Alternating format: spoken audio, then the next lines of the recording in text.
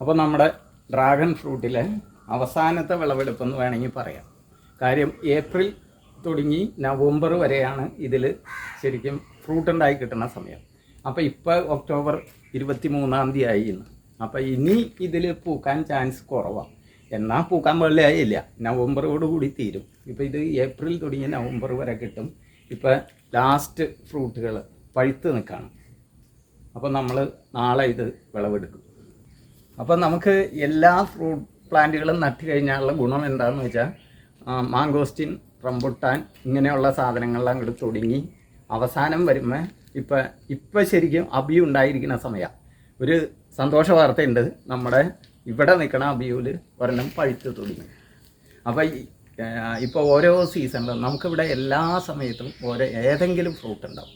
പിന്നെ എല്ലാ സമയത്തും ഫ്രൂട്ട് ഉണ്ടായി കിട്ടണമെന്നാണ് നമ്മളുടെ സക്കുവിൽ അങ്ങനെ ഇന്ന ടൈമിൻ്റെ ഇല്ല, ഓൾ സീസണാണ്.